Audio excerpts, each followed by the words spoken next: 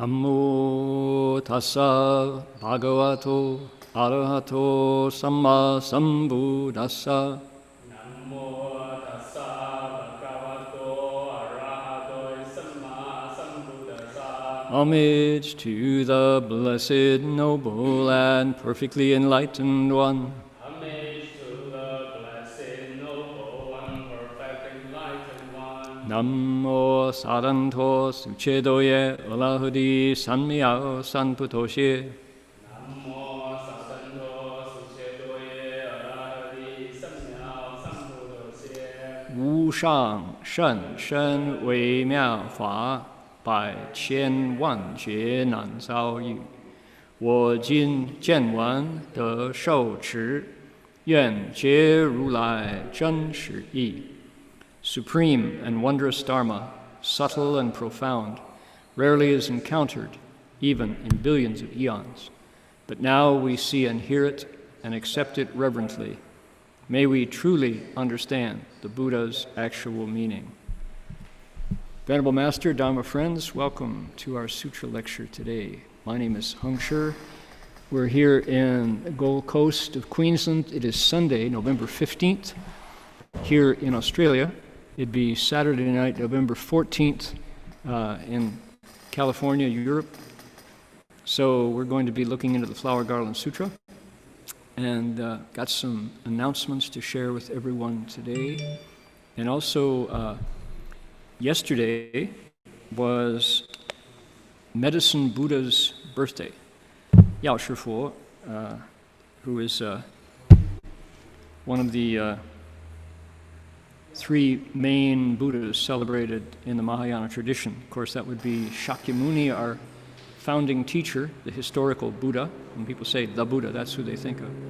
Then there's Amitabha, the Buddha of the Western land, who is the focus of devotion for millions and millions and millions of people worldwide. And he's another Buddha, right? That's the second Buddha that pops up in the Mahayana a lot. But there's a third Buddha, and his name is Medicine Master, the healing Buddha. His name is Vaisajya Rajguru, Vaidurya Prabhasa, Sanskrit name. So we call him Medicine Buddha, the healing Buddha. And he's a Buddha, and he has his story and his land. He's in the east, Amitabha's in the west. And his claim to fame, you might say, what makes him special and different is the vows that he made while he was working towards his awakening had to do with healing, with things that make us sick and how to get us well. And the 12 vows are quite wonderful. They're, when you look at them, they include such things as possession by evil spirits, or being prescribed the wrong medicine by a doctor, or the illness of hunger, for example. How much the more pandemics like COVID-19 and coronavirus infestation. So I got two songs prepared for today. One is Medicine Buddha's name, which we've done before, and the other is our mantra that we've been doing at the end of our lectures for some time now, because we're using Medicine Buddha's mantra. It's the Yao Shi Guanding Zhenyan, it's called in Chinese, for anointing the crown of the head. And its purpose is healing. So it's got these vibrations that good mantras have to bring us back to harmony and balance in our small earth that is the body and the bigger earth that is the planet we live on. So we've been doing that for transference instead of our usual may every living being transference, right? We're using the Medicine Buddha mantra. So that's going to be on our program tonight again. Alrighty. So let us now go to our sutra, and we have half a dozen of us here in the Buddha Hall at the Gold Coast Dharma Realm, and folks are looking at a screen, so we got to make that big enough that people can actually see it on the screen. There we go. That's what we're going to be chanting. 南无大方广佛华严经，华严海会佛菩萨. And what that means in English is there on the screen. So what we're doing, this is an invocation, it's a request. We're saying, please, will the Buddhas and Bodhisattvas of the Flower Garland Assembly come where we are? And of course, now that we're on Zoom, that means please come to the whole world where people are ready to dive into the ocean of the Buddha's wisdom and bless us. Make our problems shrink, make our blessings grow. Keep us safe from coronaviruses and also the depression and the despair that people feel when we realize we're going to have to, especially in America, if the virus is going to go away, we have to change our behavior. We have to either, people, they don't like the word lockdown. The lockdown has become politically incorrect, right? So they call it, it's more, instead of a on and off switch, it's a dimmer. So they're turning the dimmer down instead of off, meaning they're not saying, shut down, go inside, because that will definitely tank the economy and make us all wondering where our next meal is coming from, because there won't be any money to buy food or stores open, right? So the new administration coming in is active, proactive, and has some of the best minds in medicine and public health working together. And their solution is dim down our social interaction to get a handle on, to get a break in the explosive number of cases of coronavirus. And then put in place tracking, contact tracing. So if you run into a situation where somebody was sick, you can find those folks who are sick, get them the care they need, and then reduce that explosive, uncontrolled infection that we are now paying the price for. So that's when people face that, they go, oh no, I don't want to do that again. So what do? We chant the Buddha's name. We look at the wisdom that came from a time in the early stages of human civilization. This wisdom was fully formed and circulating. And how many pandemics, how many plagues have there been in humanity since then? Just too many to count, right? And we're just in one more of those. This is a historic moment. And 10 years from now, 50 years from now, a century from now, we're going to look back on the 2020 pandemic the way we look back on 1918 and the Spanish flu pandemic, same kind of thing. So when we chant Medicine Buddha's mantra, that good energy permeates our bodies and minds and the air we breathe and the water we drink and puts us back in harmony. So that's coming up. Now we need to do our invocation, asking the Avatamsaka Buddhas and Bodhisattvas to draw near.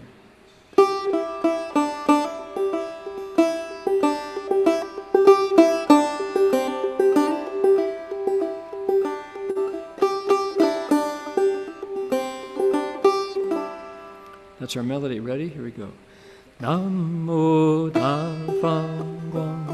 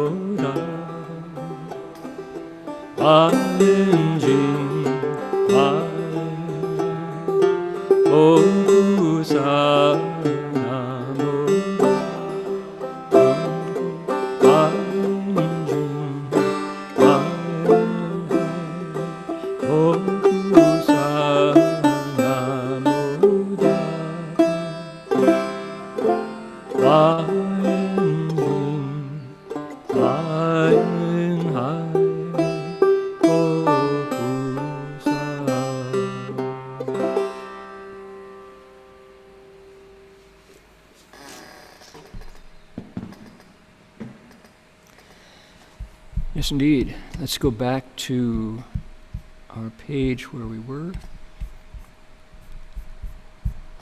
Scroll, scroll, scroll. Hold on to your stomachs while you... Scrolling is an uncomfortable sensation here. So, page 32, moving on down.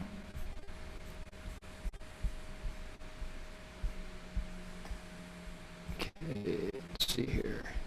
We were at 48, if I'm not mistaken. Let's see, 45, 46. There we go. Coming up, 51. Yes. Single mind. What is it called? What's the samadhi like? There it is. Here's where we start. We're on page 52, in fact. Here's the original text, so that folks can, if you choose to practice your Mandarin, you can see the tone marks there. Okay, down a little bit. There we go. Okay, we're going to read this big paragraph and then slip over and read the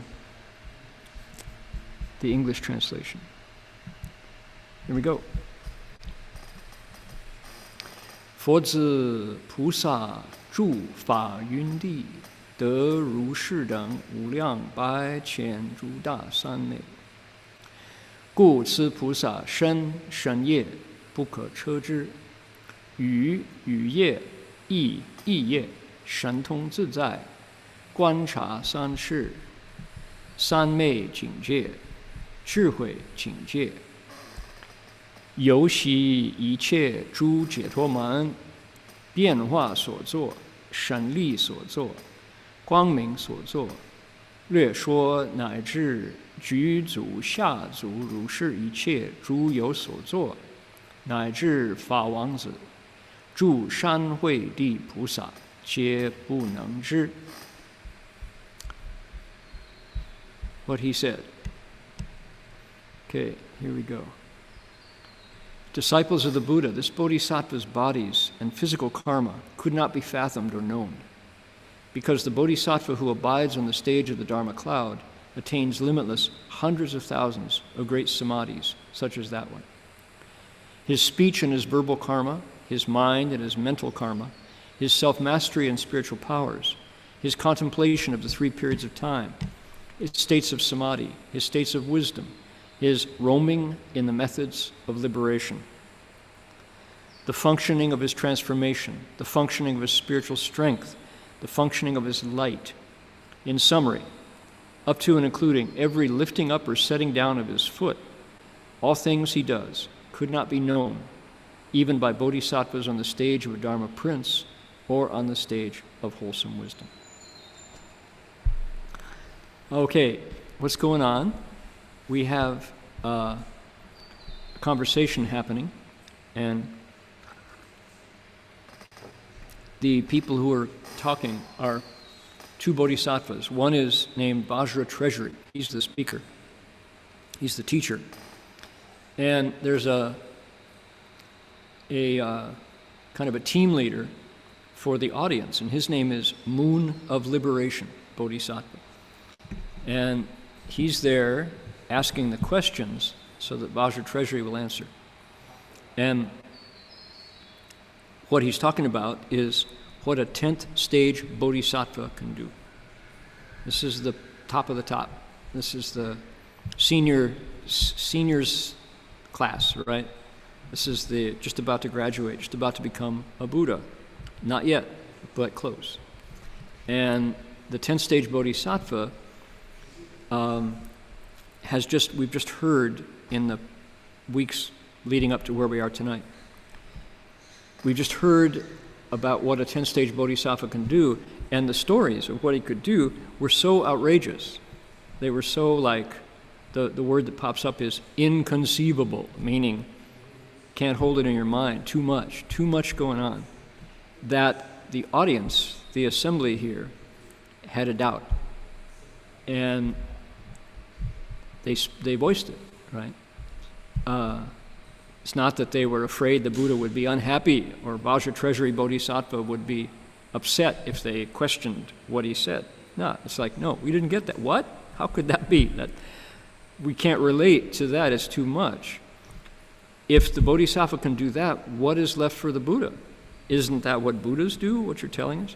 Okay, so that was a couple weeks back, and Muna Liberation Bodhisattva turned around and passed on the doubt to the speaker, Vajra Treasury.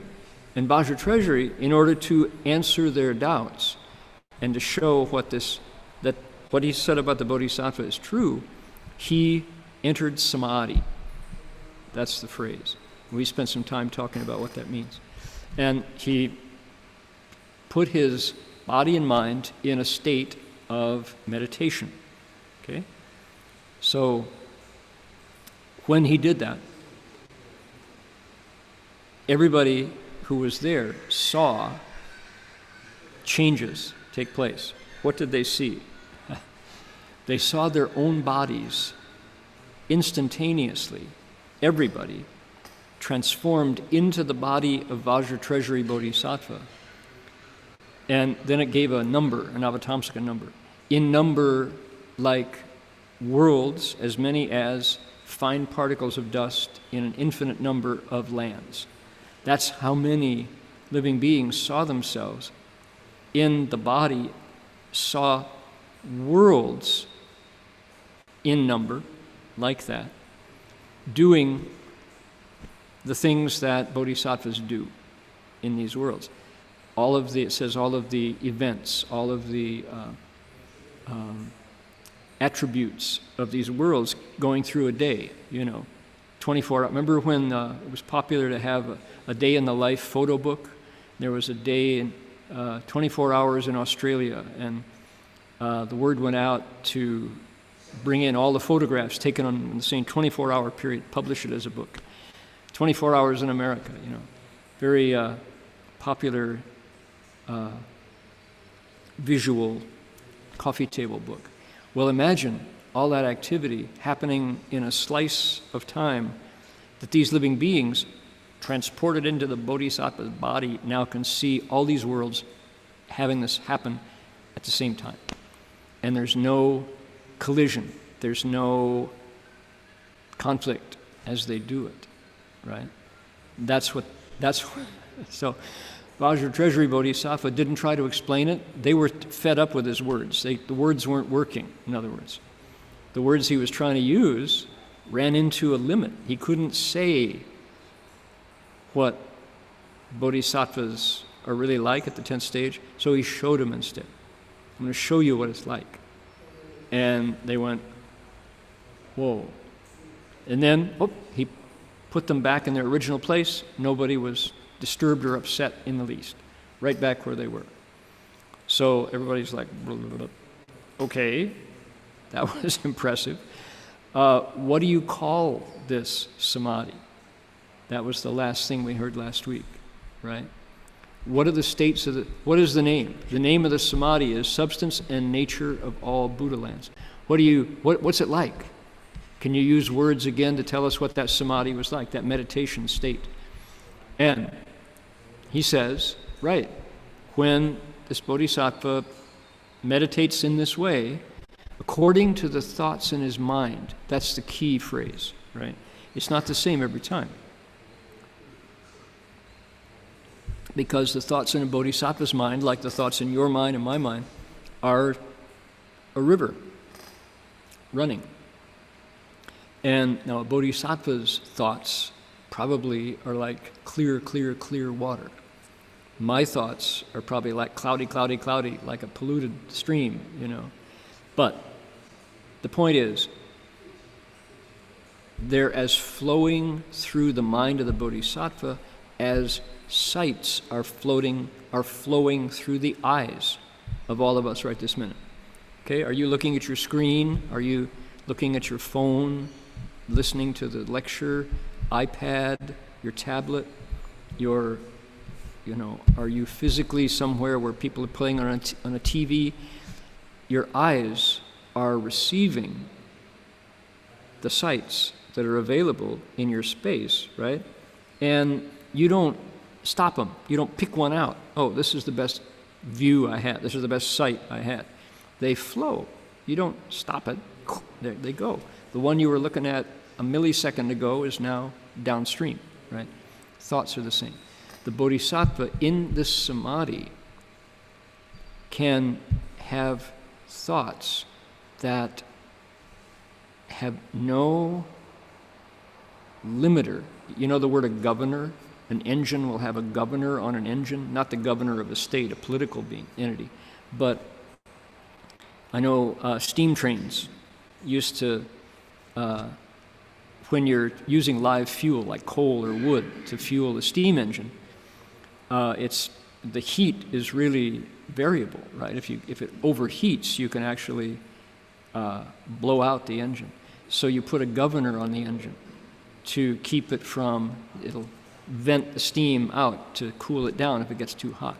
Well, our brains, our minds, our thinkers have governors on them so that we don't go crazy, so that the inputs to the eye don't collide with the inputs from the ear, and so the inputs of the ear don't collide with the nose, nose with tongue, tongue with skin, skin with mind, right?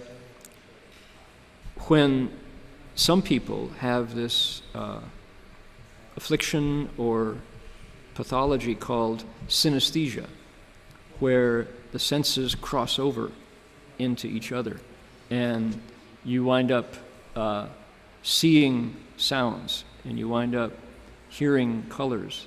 And if you're a young person and this synesthesia comes on before you're able to express your states, you can freak out, think you're crazy, right?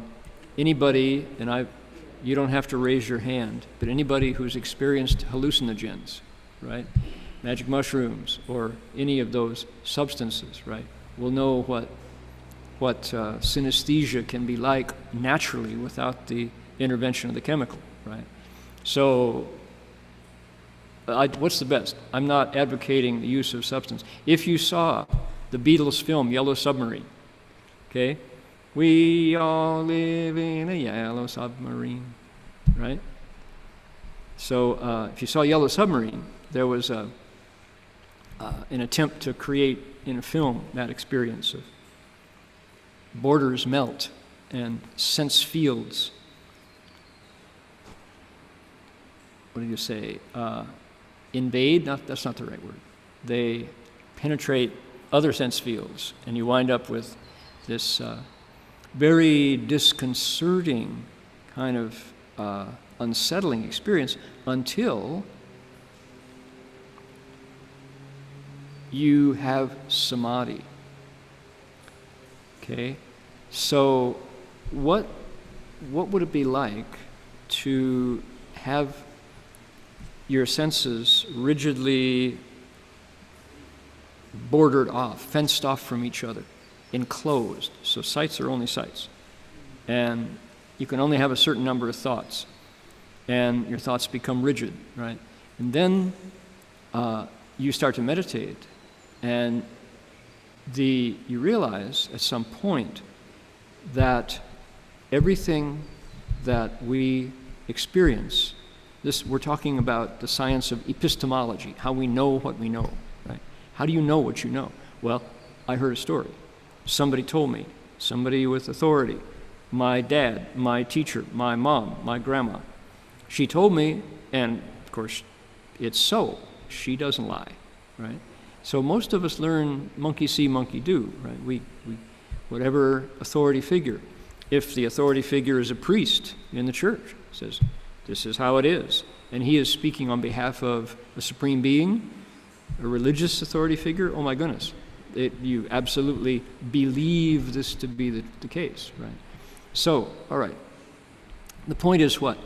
When we hear these stories and learn things, the self comes into being.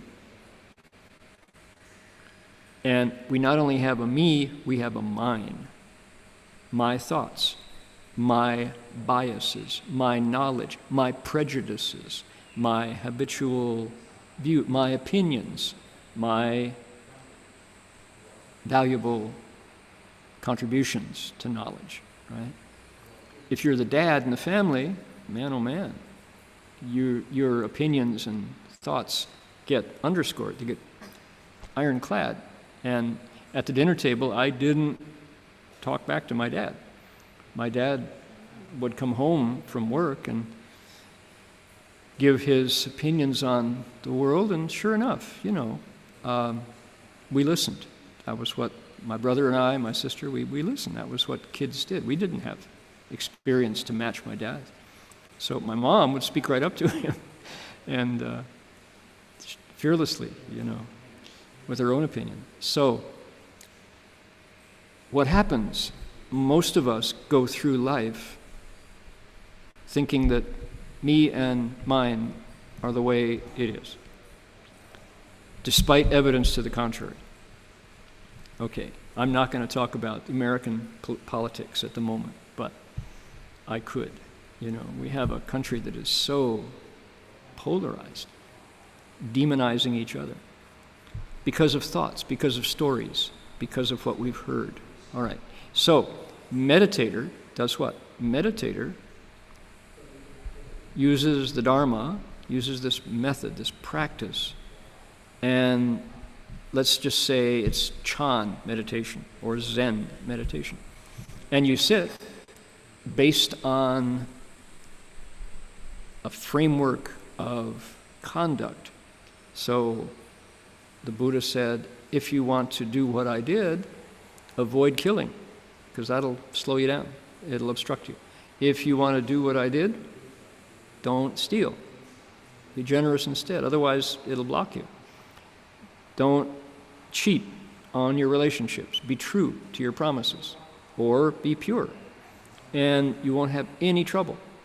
When you meditate, those relationships will fall into harmony and balance. They won't obstruct you and cloud your mind. Don't lie. Tell the truth. Same thing. The waters of the mind will be calm. Don't introduce substances into your body that will pollute your bloodstream and make your perceptions fuzzy, right? The Buddha said, these are basic. You want to do what I did? Avoid those behaviors and you will succeed. You will go right to samadhi. So, very practical, ethical system, not judgment, not I like you better if you do this. No, it's like, do you want to do it? Let me give you some pro tips. Here we go. Avoid these mistakes, you'll make it. Okay, so based on that outline, we meditate. You know what happens? The self starts to, the walls of our the walls that divide sights from sounds, ideas from other ideas, parties and cliques, they start to dissolve. And you realize at some point that everything that we learn, everything that we have learned, is energy, is just sound energy, sight energy, right? It's kind of electrical currents that when they're repeated, we call it a habit. And we come with this framework of eyes, sights, consciousness, so that we're programmed, we're set up to see things, hear things, right? Taste and smell and touch and think things. Okay, that's the framework, that's the apparatus we bring, my unit. But when those vibrations come in, we realize, gee, I'm sitting here, At some point, I named and formed that set of vibrations into knowledge, and I formed myself around it. It was a choice. I don't have to do it that way. And through meditation, what we do is we loosen up those boundaries. And pretty soon, there is a time when the self is no longer the governor. Remember the governor a minute ago? The governor is in there so that we can not go crazy by too much input, so that we can actually learn things and names. We can stay within one kind of language, with one kind of grammar, one kind of syntax, and communicate. If we didn't have that governor, the limiter in there of consciousness, in lining out my story, I missed one point that would make this explanation clearer. Consciousness is this very magical quality in human beings, in animals. Some people say it's in nature, right? It's in solar systems, nebula, who knows? Consciousness is a limiter so that we can function without having to start over every single time. If we didn't have consciousness helping our sights and sounds and smells and tastes and touch, and they call it dharmas, phenomena of the mind, we'd be in a soup all the time. We'd be in the ocean all the time. Okay, the problem is consciousness can solidify, hardening of the categories, they call it. It's a disease, right? And what happens is we stop learning. We assume that reality is the way my mind makes it, which is like saying this spoonful of water is the entire ocean. Well, it's not. It's a piece of the ocean. It's not the ocean. The Bodhisattva in samadhi, through his or her Dharma practices, expands consciousness, works on that limiter, the governor. And now, because he or she is so solidly rooted in the practical morality that the Buddha taught, the Shila, the S-I-L-A in Sanskrit, right? The Vinaya, the rules of behavior that the Buddha left behind as the framework. So now the governor is gone. The self has been expanded to non-existence. And the Bodhisattva is now able to pick up input from 360 degrees. And he doesn't move. And he's not confused. Okay? So that was a long, that was hard to get there. Once the self is transformed and becomes selfless through hard practice of cultivation of generosity, and you look at the Master Hua's 6 guidelines, right? Generosity is harmony instead of conflict, instead of fighting. Generosity instead of greed, right? Contentment instead of seeking.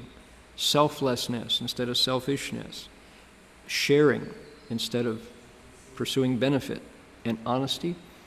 Once those are the new framework for the self can quit, can just vanish. This provisional, temporary self-construct that we use, right?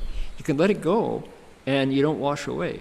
And the things you do, because you're based now on this wish to wake up and the Bodhisattva's practices, the Bodhi resolve, you can function. You're no longer just a spoonful of the ocean, you're the entire ocean, and yet you're still a spoonful, right? There's no difference. And that's where our Bodhisattva is now in the 10th stage, sort of. This is all an expedient depiction, hypothetical, right?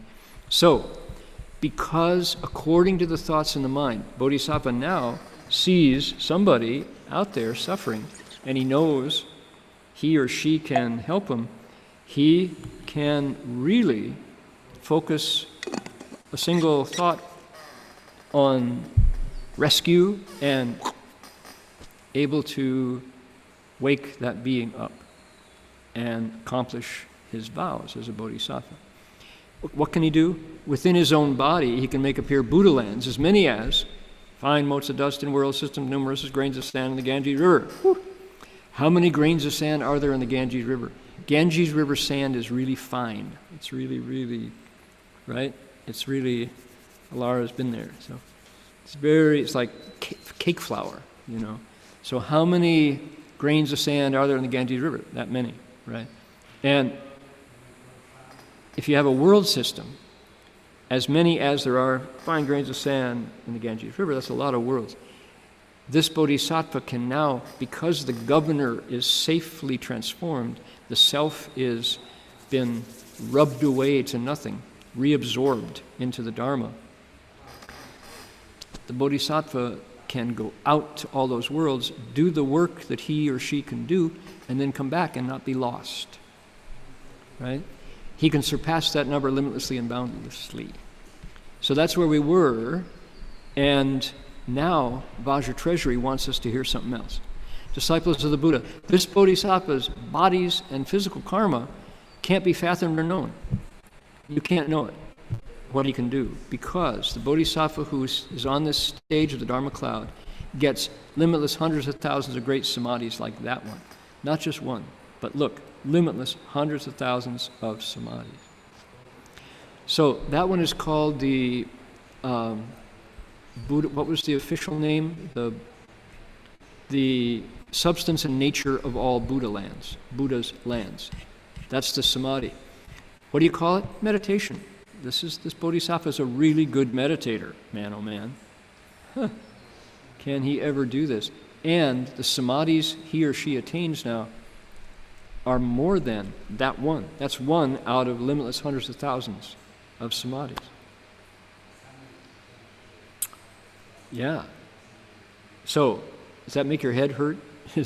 We're on the 10th stage, man. This is like, the scope of this goes on and on and on. Okay. So, now we have 1, 2, 3, 4, 5, 6, 7, 8, 9, 10.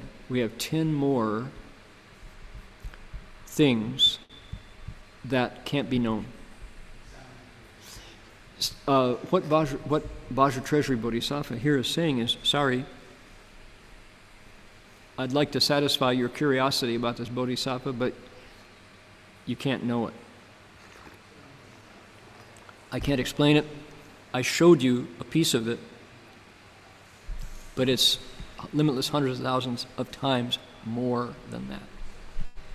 Okay? So his answer is, can't know it. What can't you know? His speech and the karma means the traces. So is speech, but I am now speaking is a verbal karma. So the sounds he makes and what he does with those sounds, the thoughts he thinks and his thinker, the thinker and the thoughts he thinks. This is a funny one, Zizai and Shantong, his self-mastery and his spiritual power. So the ways he teaches, the way he can now deal with past, present, and future, and realize, just as I was describing the Bodhisattva going out in an ocean and merging and then returning, so that would be space, right? Time, in the same way, is not a limiter. So what's called what it brings up is, what is time? Okay? Last week we were talking about bull sessions in the college dorm. There's one.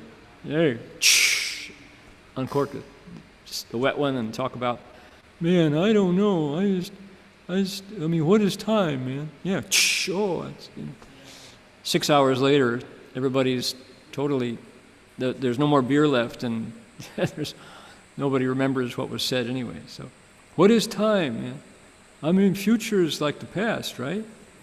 It's just, So, I remember those hours and hours of talking over And if you had one, all you needed was one like philosophy major in your dormitory to come in and ruin the bull session, because he would introduce Kantian theories of abstract, Heidegger, and it's lost, So as long as you're all kind of in the gee whiz stage of it, it's fun. As soon as somebody comes in and lays down the European positivists, you're stuck. So this Bodhisattva contemplates the 3 periods of time. His states of samadhi, the way he can meditate. His states of wisdom, what he sees. His roaming in the methods of liberation. Check that one out. That is 游戏一切诸解脱门. That's the Chinese. 游戏 is for fun. It's like sport. Having fun in gateways to liberation. All right. What is a gateway to liberation, a 解脱门? That is how you wake up. In chapter 39 of our sutra, we're in 26. Chapter 39 is called Mastering the Dharma Realm, Entering the Dharma Realm. And it's a story, it's a epic tale of a pilgrim. His name is Sudhana, and Sudhana goes on a pilgrimage. He goes out to wake up. And in the process, he meets 53 teachers. And among them are well-known Bodhisattvas, Manjushri, Maitreya, Samantabhadra, Kuan Yin, Avalokiteshvara. He meets these teachers, 53 of them, and each one asks him, "Good man, have you made the Bodhi resolve? Have you decided you're going to wake up as your priority?" He says, "Yes, I have." And they say, "Good, all right, let's get to work." Roll up their sleeves, and I'm going to teach you my gateway to liberation. And they do. Chapter 39 is an incredible journey with this hero, this young man, who goes out and learns 53 methods of awakening, gateways to liberation, 解脱门. And what's amazing in the story is, as each one passes on this knowledge, the next thing they do after Sudhana gets it, he learns it, absorbs it, can do it, they say, "However, I only know this. If you really want to get an answer to your question, go south, because south of here there's somebody who can really teach you. Go look for so-and-so, and he will teach you things that I can't even imagine," right? They all do this. They all humbly pass him on to the next teacher until he gets to the last 3. The last 3 are Maitreya, Manjushri, and Samantabhadra. Maitreya is when Sudhana wakes up. He himself accomplishes liberation. And then he similarly sends him down the road to Manjushri, but Manjushri is seeing him for the second time because he started him out. Manjushri was the first one, Manjushri Bodhisattva, to send Sudhana out. So what does he do? This is now encounter number 52. He stretches out his hand and pats the head of Sudhana. Well done. Doesn't say a word. Pats him on the head. Sends him south to Samantabhadra, and Samantabhadra answers his question. How do you cultivate Bodhisattva practices? How do you walk the Bodhisattva path? So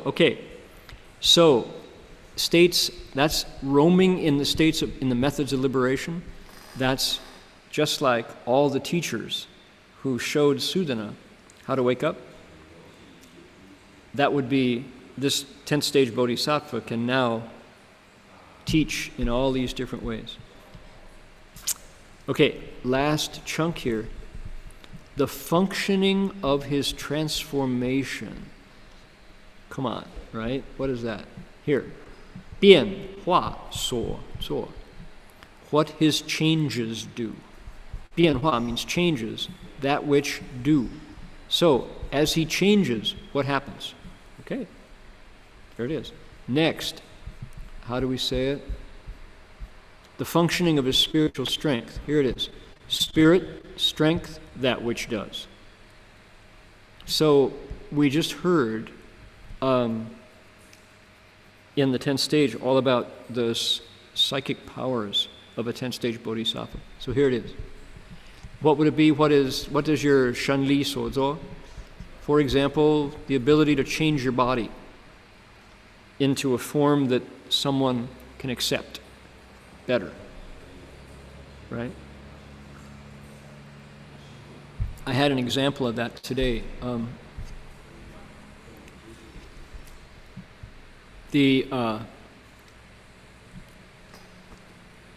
in the company of lorikeets on where we live on 102 Benogan Road. Lorikeets are these. When they fly, they look a lot like hummingbirds. Did you notice that, Ben? When they zero in, they kind of they curl under, like hummingbirds, but they're bigger than hummingbirds, and they are pugnacious. We've talked about them before. Lorikeets don't allow anybody else into their immediate circle, including other lorikeets, but they're so cute and they're so lovable that people don't hold it against them. They just go, you guys, you're always fighting, always fighting. Well, they really don't like other parrots. There are king parrots who show up at the same time that the lorikeets do in the morning for food. And the king parrots are very kind. They're gentle and mellow. They mate for life. There's always two. And if somebody bullies them, they retreat. They don't fight back, right? So they're very calm. And the lorikeets can't stand them, right? They just have to chase them away, no matter what. So today, I was trying to keep peace among the lorikeets so the king parrots could get some birdseed, when a cockatoo showed up, a sulfur-crested cockatoo. And when the cockatoo showed up, the lorikeets, I'm making this up, I'm anthropomorphizing, I'm projecting human traits on them, but the lorikeets just stared at the cockatoo and let him do anything he wanted. And they didn't chase the cockatoo. And now I've seen on Instagram other situations where lorikeets will bully the cockatoos, but not this morning. One cockatoo showed up, and the lorikeets just kind of gave him a free pass. And so, what is this? The shanli sozo, right? You have to know what kind of body. What is it here? We called it functioning of your spiritual strength. The Bodhisattva has to know what body to manifest, to make appear, so that he can teach with it. Because if he's got the wrong body, it's not going to work. I'll show you what is. Here we go. I hope I have enough bandwidth so people can see this. Here we go. Here is a cockatoo.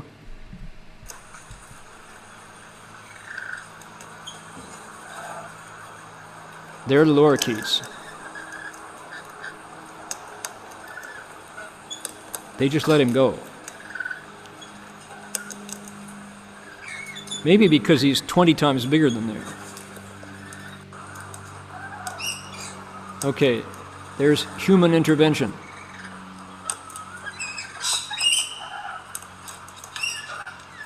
Ouch.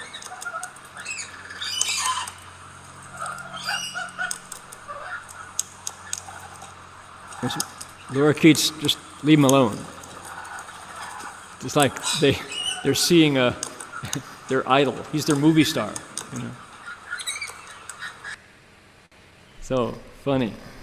How, if you're going to teach lorikeets, how do you appear? How do you manifest a body to speak the Dharma for the lorikeets? Very interesting. Okay. Jerry says the video quality is good. Good to know. All right, got a few more here, 2 more. What else? The functioning of his light. Guang Ming So Zuo. Look at this. 2 words that mean light, Guang Ming So Zuo. What his light does. Anybody who's following here, notice So Zuo, that which does. So Zuo, that which does. So Zuo. What his transformations, his changes, what they wrought, right? His spiritual power, what that does, and his light. Now, this is a Buddhist notion that we haven't focused on a lot recently. But I have to say,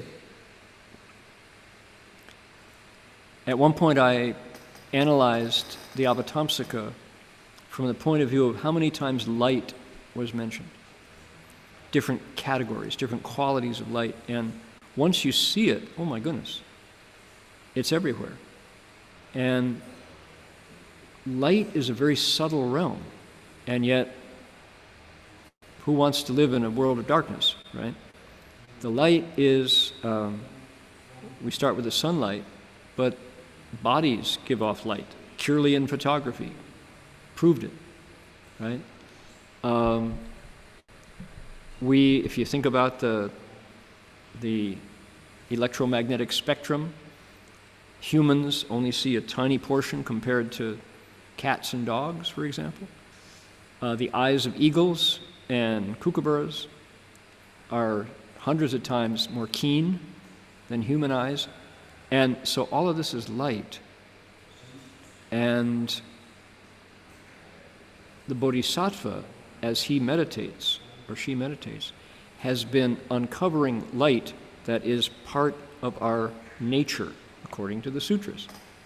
As I say this, I realize I haven't read pretty much anything. I don't know any studies about measuring the light that a bodhisattva, or that a human reveals through cultivation. But I've seen it. I've seen it work. So Guangming So Zuo. So what is Guangming So Zuo? I'll tell a story, but I want to finish this part first. In summary, up to and including every lifting up or setting down of his foot, even, all things he does couldn't be known even by a bodhisattva on the stage of a Dharma Prince. That's the next step to Buddhahood, or the stage of wholesome wisdom, 9th stage. So, what is this all about? The audience said, how can he do these things as a bodhisattva? Vajra Treasury said, I'll show you. He entered the samadhi, they saw this stuff happen, and they brought him back, and then he told them what it was called, and they want to know, what's it like? And he says, sorry, can't know it. Not only you can't know it, the highest of bodhisattvas, not yet to his level, don't know it either. All of these things. And I think it's interesting what they picked out, what Vajra Treasury picked out to mention. How he talks, how he thinks, how he can move his body, how he can manipulate time, the meditations he does, the wisdom he shows, his teaching methods, his changes, his spiritual abilities, and his light are unknowable to you, but he is totally in charge of it. So, 10th-stage Bodhisattva, man, I told you we were at the peak. This is astonishing, right? How do you fathom it? Okay. We got one summary sentence. 佛子此法云地菩萨所有境界，略说如是。若光说者，假使无量百千亿僧祇劫，亦不能尽。Disciples of the Buddha, to summarize, on the stage of the Dharma cloud, all of the states of this Bodhisattva are that way. If one were to explain them extensively, you couldn't finish, even in limitless hundreds of thousands of asankhya's of eons. So, I've just given you a drop in the bucket. The bucket even can't hold all the water of this Bodhisattva's state. So, there you go. Okay, what's the story? 光明所作。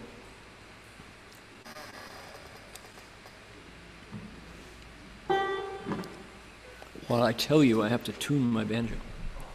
So, we've been listening to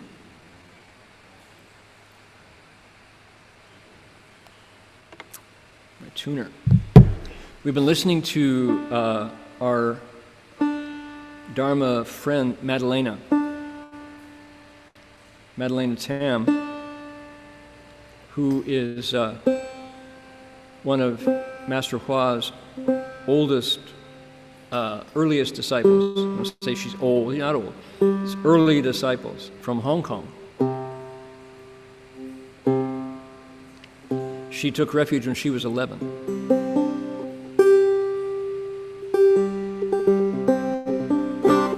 Back when Shifu was teaching in Hong Kong. And she's telling stories that she remembers.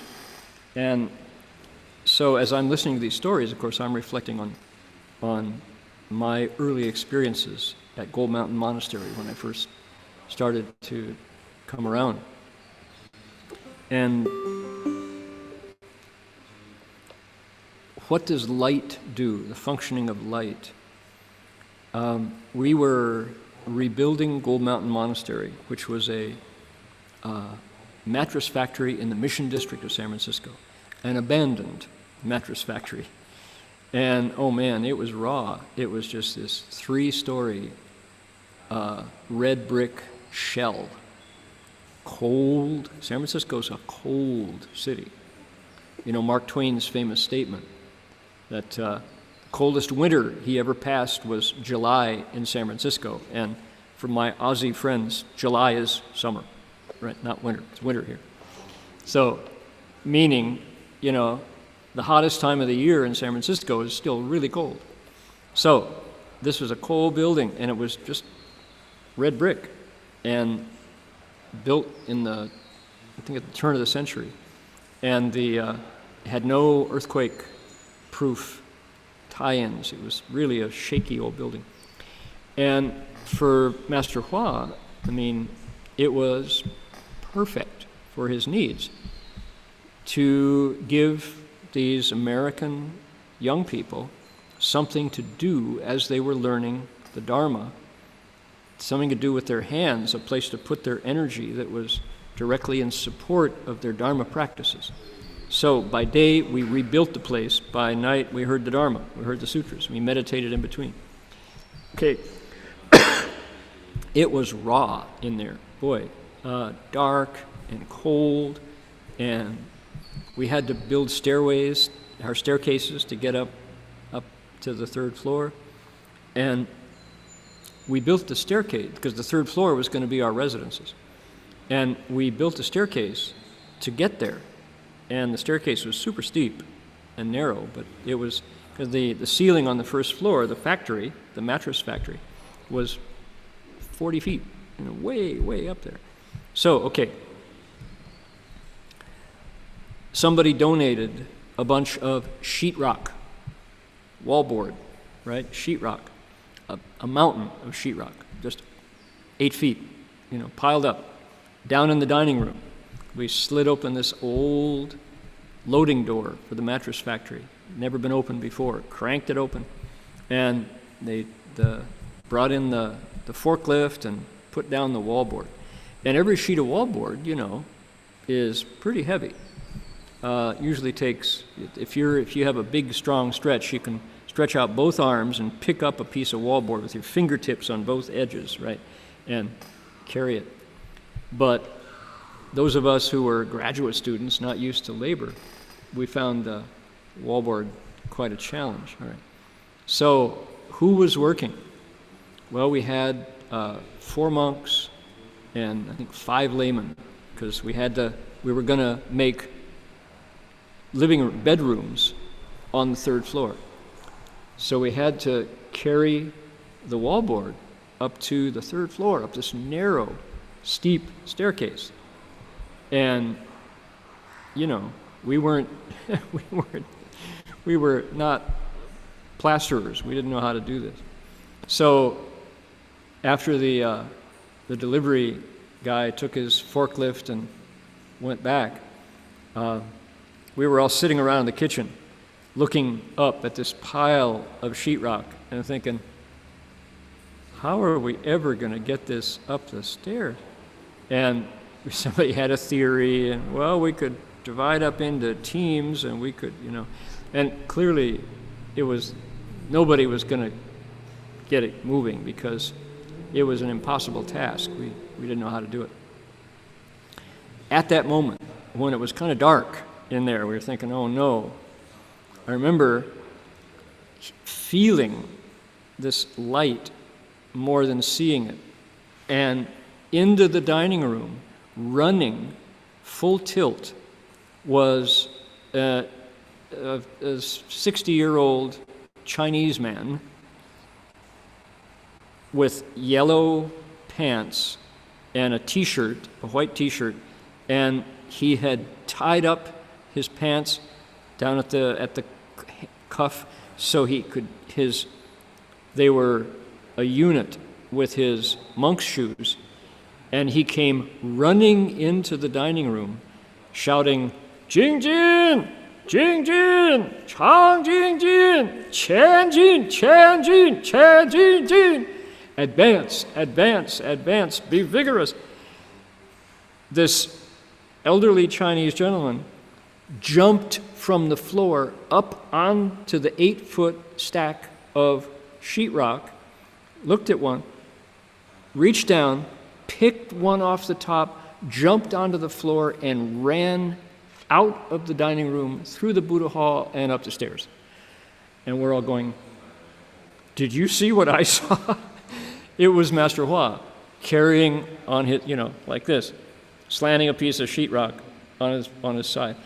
Right, one person up the staircase, up to the 3rd floor. And I'm looking at you, you're looking at me, and we're going, okay, you know. So he grabbed one and tried it, yes, you know, Jing Jin, advance, be vigorous. The whole stack of sheetrock got moved up to the 3rd floor in half an hour. And when we got there, you know, here's Master Hua, just, you know, gentle old Buddhist monk, you know. Well, now that we've got the sheetrock on the 3rd floor, you know, who brought the tape? Who brought the paste? You know, we're gonna turn you guys into plasterers. So I saw it, but what did I see? It was you could say a superhuman feat, right?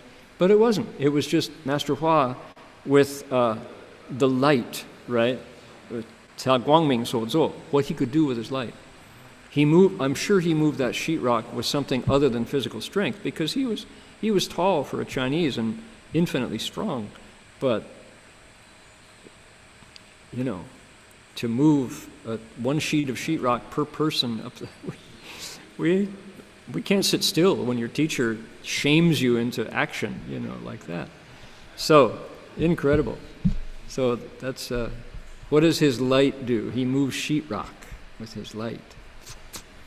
All right, so now in order to get, we're gonna, hold on here. Let's see here, there we go. Medicine, Buddha, mantra, nope, this one. There we go, there it is right there. We're going to do a song, like I promised, because why? We're in a time of plague. People who've read Albert Camus, right, The Plague, La Peste, will remember what a life-changing, history-making experience.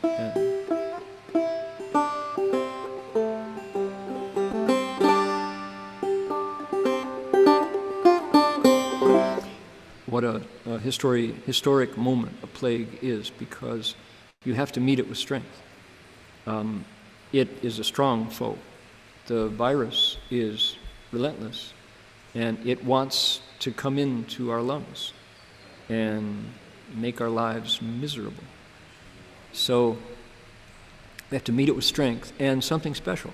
You know, why does this person have no symptoms but be the worst spreader? We don't know. Why is this person unfairly struck down, but that person seems to get through it with no big deal, right? What is it about? So we need to counteract that invisible, pernicious, nasty bug disease. We have to come up with something strong of our own. And Medicine Buddha's name is given by Shakyamuni Buddha, who told the story of Medicine Buddha, as that strength. He's got 3 names: Medicine Master, thus come one; Yao Shi Rulai, one who comes thus, the Buddha; and the Buddha who dispels calamities and lengthens life. Let me capitalize this. That's a name.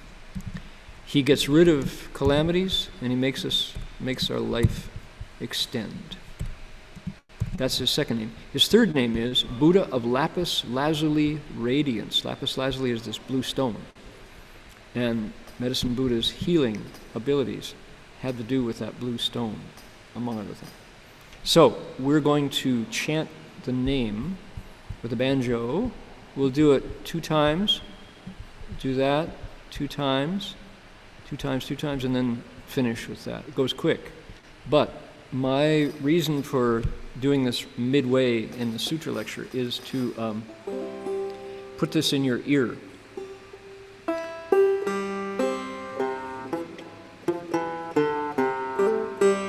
So that when you're not listening to the sutra lecture, you can remember Medicine Buddha's name and walk with it, go to sleep with it, wake up with it, eat with it, face the coronavirus with it, so that we have a place of refuge that has to do with healing, right? Here we go.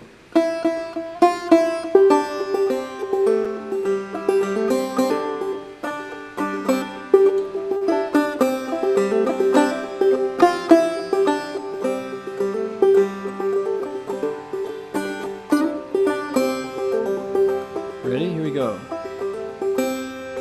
Medicine Master, thus come, Namo, Namo. Medicine Master, thus come, Namo, Namo. That's his first name. Here's his second one. He dispels calamities and lengthens life. Namo, Namo. Calamities and lengthens life. Namo, Namo. One more. Medicine Master, thus come. Namo, Namo. Medicine Master, thus come. Namo, Namo. Here's the third name. Buddha of lapis lazuli, Namo, Namo. Buddha of lapis lazuli, Namo, Namo. Now we'll do the first name one more time. Medicine Master, thus come one. Namo, Namo. Medicine Master, thus come one. Namo, Namo.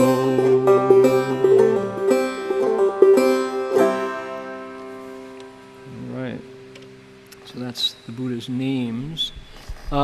Jerry, is that available? We recorded that. Sam and I recorded it here.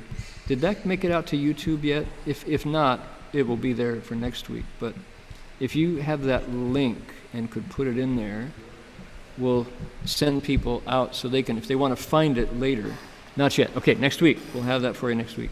So that people can remember how that tune goes and use it. That name is for use, right? Okay, so the states of the Bodhisattva on the stage of the Dharma cloud are that way. And if we were to try to explain them, we couldn't finish. Never, 说不完了,说不尽. Couldn't finish. There'd be no way to tell you all of it. So take a little bit of it, as much as you can handle and digest, and go with that. So one more, we'll just tease the next question and pick it up from there. 解脱乐菩萨言，佛子菩萨若菩萨神通境界如是，佛神通力其复云何? Mona Liberation Bodhisattva said, disciple of the Buddha, if the Bodhisattva states of psychic abilities are so developed, what about the spiritual powers of a Buddha? Okay, so what is that? There are doubts persisting. They want to know more. They really want to know more about what the 10th stage Bodhisattva can do with his abilities.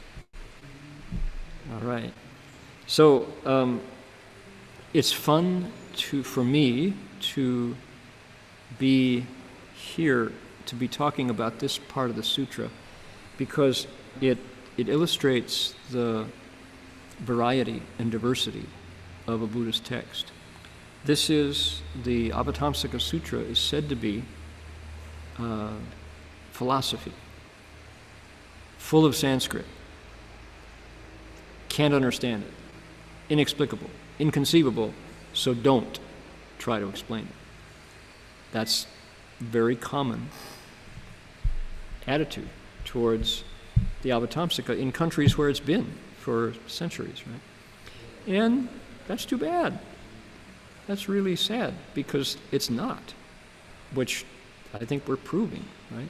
We're in the midst of a story, and it's a conversation, so it's lively, it's a dialogue. There are discernible personalities and roles here, and it's just the feeling of the Avatamsaka is one of transparency. It is light, you can see right through it to what's going on. What you see when you see through it is, oh my God, that's deep. Oh my goodness, oh my Buddha, that's deep, right? But the depth is approachable, and you can trace the path that the sutra took to get to this level of depth. It wasn't always this deep. We're at the top. And yet, here at the top, what is so much fun for me and so refreshing and pulls me back time and time again is that here you have these cultivators, recognizable people who don't get what's being said and ask about it. There's not a lot of assumptions that the elite or the elect or certain privileged individuals get the story and nobody else does. And if you want to get the story, you got to pay, or you have to please somebody, or you're afraid you're going to make somebody upset, so you don't say stuff, right? The Vajra Treasury Bodhisattva could say here, how dare you ask me that question, right? Doesn't say that. He says, I'll show you rather than tell you, demonstrate. Well, questions came back after that. That wasn't enough. They still wanted to know. So how refreshing is that open, critical mind, right? Critical thinking is encouraged in Buddhism. What we say at Berkeley is you can't check your mind at the front door before you come into the Buddha hall. Bring your mind in with you. We encourage you to think and to question and to wonder and to doubt. In the Chan school, doubt is the prelude to awakening, right? They say no doubt, no awakening. Big doubt, big awakening, right? So if your mind is already satisfied, asleep, content, you're not going to get anywhere. If you take what your mind's state of ignorance and affliction and covering as all there is, why cultivate? Just compound your ignorance. But if you aspire, the key to it is what? Have you made the Bodhi resolve? Have you said, I want to wake up. I want to do what the Prince did when he woke up. I want to do that too. You can. That's the questioning attitude that leads to more and more uncovering of the nature and the mind. So people might want to know what you're looking at on my desktop. This is Feilai Feng. This is the mountain peak that flew here, that flew in. This is in Hangzhou, China, in the province of Zhejiang. Hangzhou is, these characters down here at the bottom are called Foguo, Buddha land, Buddha country, because the city of Hangzhou is an ancient city in China. It was China's capital for hundreds of years. And it was also a Buddhist capital. They call it the Dongnan Foguo, the Buddha land of the southeast, meaning southeastern China. This is a mountain peak, but a low, not a tall, outcropping of granite and other rock strata right across the street from a monastery called Lingyin. Lingyin could be translated as kind of magical hermitage monastery. And it's, again, old. It's as old as Hangzhou. Lingyin Monastery has been there for a very long time. And as you come out of the gate of the monastery, you cross over a road, a two-lane road, and here is Feilai Feng, right there. It happens to, if this mountain range, just call it a range, it's no bigger, it's, what is it, like maybe a quarter of a mile, and you can walk up to the top very easily. It's not, to call it a mountain range is too grand a name. It's just it's you can imagine a theme park.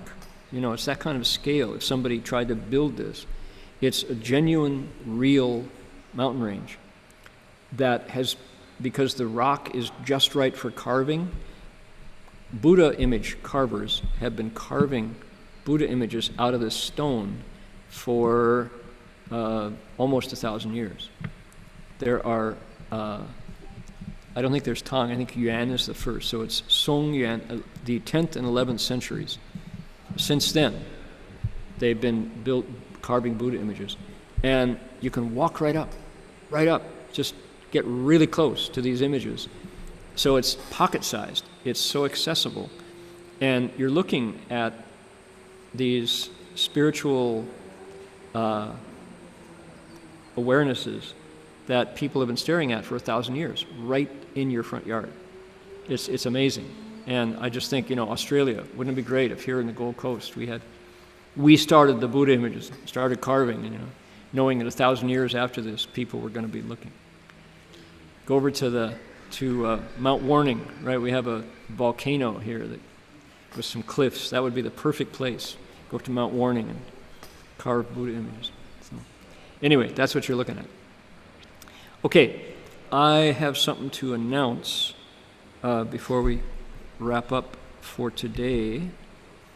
And what I want to share with you is we are going to release a music project.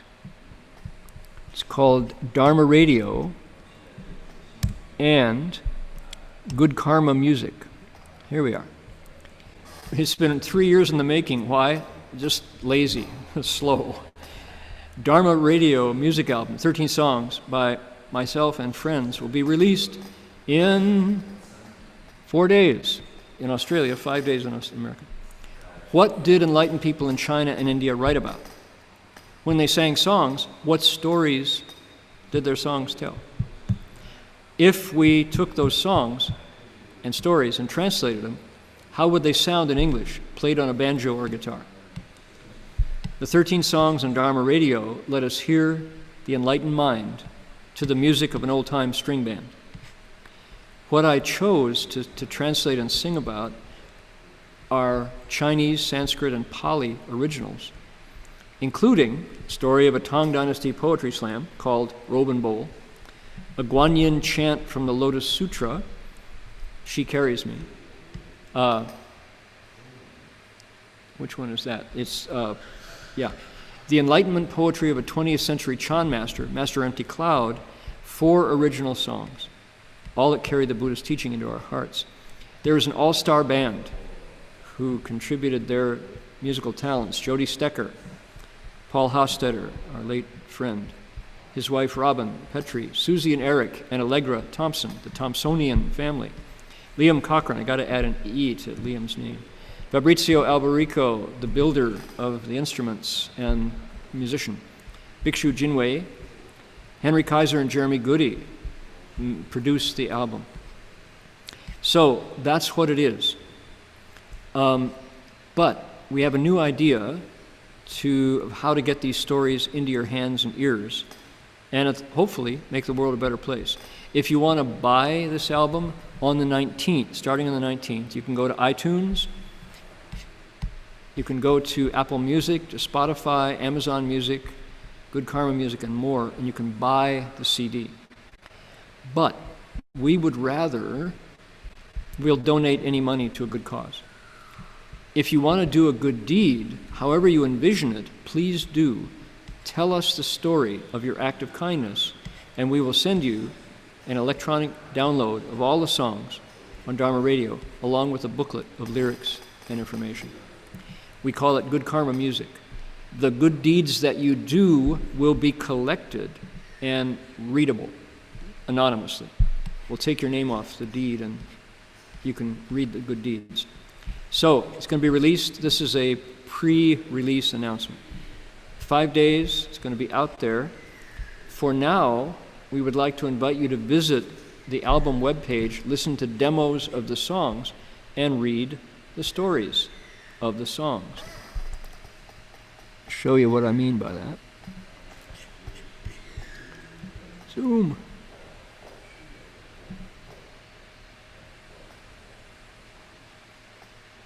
Here we go.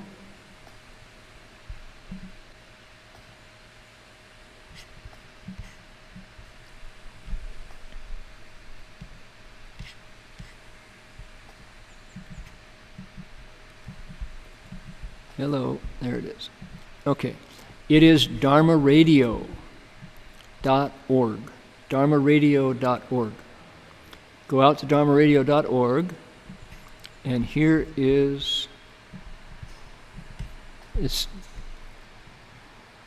my screen is high res and it's kind of scrunched everything down. So here's Dharma Radio.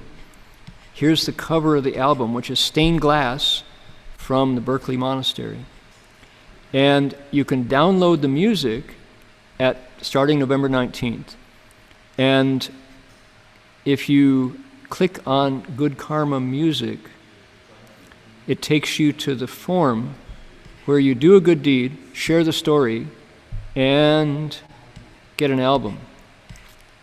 Share the story of your good deed for Good Karma Music.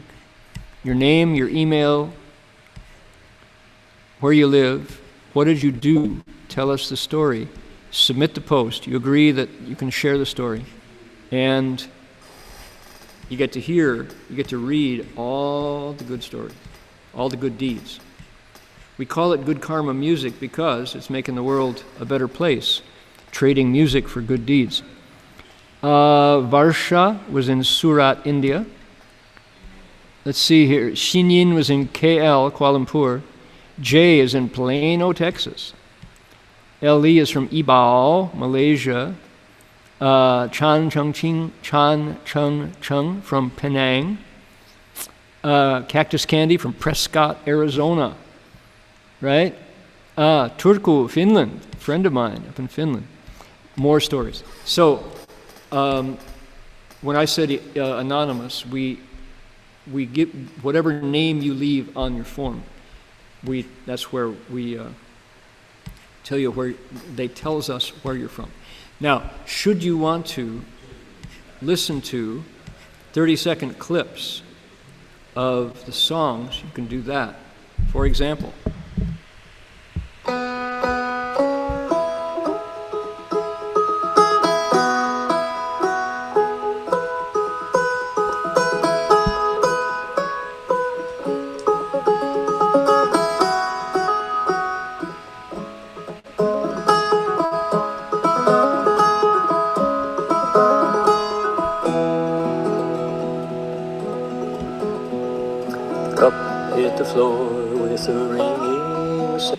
okay, that's Empty Cloud Wakes Up. That's the story of Master Empty Cloud's awakening. Let's see here. Here's the old fool.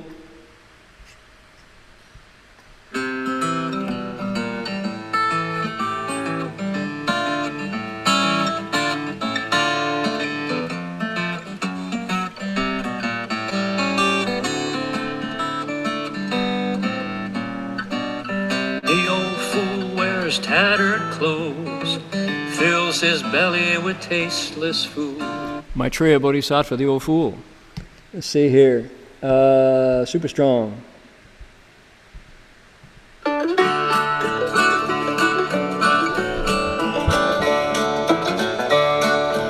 Dharma friends, gather round, I'll sing to you a song. Proud Bodhisattva, whose name was super strong.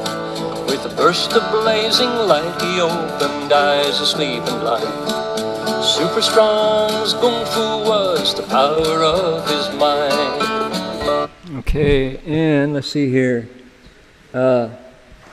Sunita, praise the Buddha. Praise the Buddha, here we go.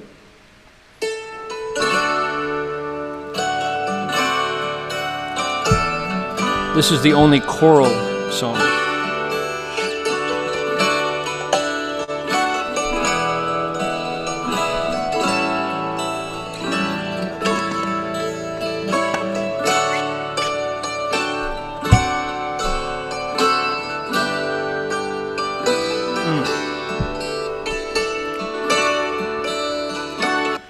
That's going to be over before the voices come. There's 8 voices. Here, this is Praise the Buddha. Here's the scene in the studio from Praise the Buddha. Susie Thompson, Allegra Thompson, Fabrizio, myself, Jinwei, Liam Cochran, singing "Upon the Earth Below the Sky." And here are the lyrics and the notes to the songs, right here. So if you go to Dharma Radio, you get all the info on the upcoming release, and not available until the 19th. So this is a teaser designed to get people interested. Here's our stained glass window cover. Buddhist literature into songs, Dharma Radio. So if indeed in America right now, COVID-19 is exploding. A lot of folks are going to be shocked by the power of this virus to make us sick. So singing Buddhist music, listening to Buddhist music is a good way to get through hard times. Let's see here. It'll be Dharma Radio album. Current selection of Paramita. Okay. There's more white noise from the mic today. Okay. So if you go out now to Dharma Radio, you can download Paramita, my previous album, and Stories of Awakening. The new album will be released and available on the 19th. Dharma Radio, the album. Great. Okay. Appreciate the very hard work of our Dharma Friends volunteers to get that website together. That is all done by through a love of the Dharma. And nobody's getting rich from that music. Okay, that's it for today. Let us dedicate, let's see, I'm going to ask Jin Chuan or Jinwei at the Berkeley Monastery. Do you have any announcements for us today? Yes, we have a couple of announcements. If you go to the berkeleymonastery.org website, Dharma Master. Alrighty. Your voice is actually quiet. If you could. Oh, really? Let me Yes. see. My mic is. Sorry. Yep. Berkeley. Okay, is this better? That's better. Okay. I think volume got turned down. So we are having the 8 precept transmission at BBM to support the Emperor Liang repentance at Gold Sage Monastery. So that begins on November 22nd, 2020. That's 2020, or just about a week from now, from 8 to 9:30 a.m. California time. And we're going to transmit it on our Zoom link, on Dharma Realm Live, and also on the Gold Sage Monastery's Zoom link. And for those who wish to, you can continue to, if you, Dharma, can you click the link for Gold Sage Monastery there? Just on 8 precepts for Gold, no, not that one, sorry. If you just, on the actual block of text, yeah, the block says Gold Sage Monastery. That one? No, Here. down. There, yeah. Sorry. You'll see their calendars here, and this is the days of their Emperor Liang repentance with their schedule. I can probably improve the link of Gold Sage Monastery schedule, so you can see if you want to join into their ceremony, 8:15 to 4:30, for the whole week, and then after that, we'll put this information up very soon. We will have the Amitabha session at Berkeley Buddhist Monastery. And we got feedback not to have it right after the Gold Sage Emperor Liang repentance, because people wanted to have a little bit of a break. But that will start, we haven't put it on the website yet, but that will start on December 5th, going to December 12th. So we will have information on that. We'll also have the 8 precepts, and we'll also have pieways for people if they wish to put it up if you join in. Yeah. That's it. Okay, sounds good. It is Mercury went direct instead of being retrograde on November 3rd on our election day. Mars has since stopped being retrograde and is now direct, and so things are starting to move. There's a feeling of a long-held breath is now being exhaled. So I'd like to encourage people to go to the Berkeley Monastery. It's berkeleymonastery.org is the, can't see that, yeah. It's berkeleymonastery.org. And it'll give you lots and lots of options for cultivation and practice along with the monks at BBM. Good indeed. Okay, so now, in the spirit of transferring merit, let's get Medicine Buddha's mantra into the world. Give it some freight to carry. That would be your wish to transfer merit. This would be a transference song, but we're using the mantra as our song because this is a healing mantra. It is in Sanskrit, and we gave it a melody. This melody came about at Buddha Root Farm when Fabrizio Alberico and I sat down together, and in just 5 minutes we had this.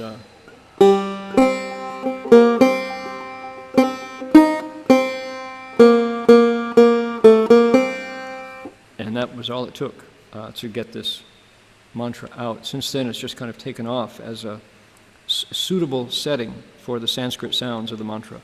So here we go. Please make a wish to send the coronavirus back to the ether where it came from. Om Namo Bhagavate Vaisajya Guru Aidurya Pravarajaya Tathagata Arahate Samyak Sambuddhaya Tadyata Om Vasaji Vasaji Vasaja Sambuddhate Swaha Om Namo Bhagavate Vaisajya Guru Aidurya Pravarajaya Tathagata Arahate Samyak Sambuddhaya Adyata Vasaji Vasaji Vasadya Samudgate Swaha Namo Bhagavate Vasajya Maidurya Prabharajaya Tathagaya Arahate Samyak Sambuddhaya Adyata Om, here we go. Vasaji Vasaji Vasaja Samudgate Swaha.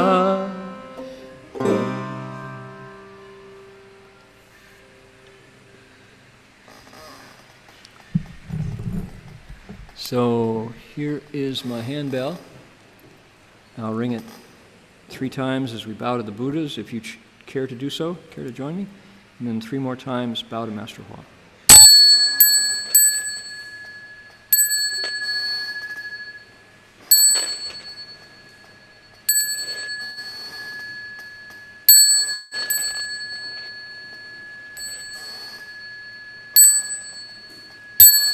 Bow in respect to the Venerable Master.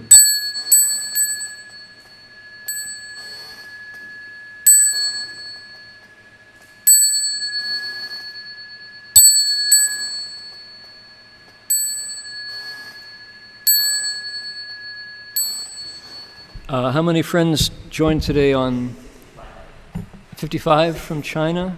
Okay, 65. Jerry, how many friends did we have on board with us today? A lot. All right. Thanks very much, everybody. See you all next week. Amitofo.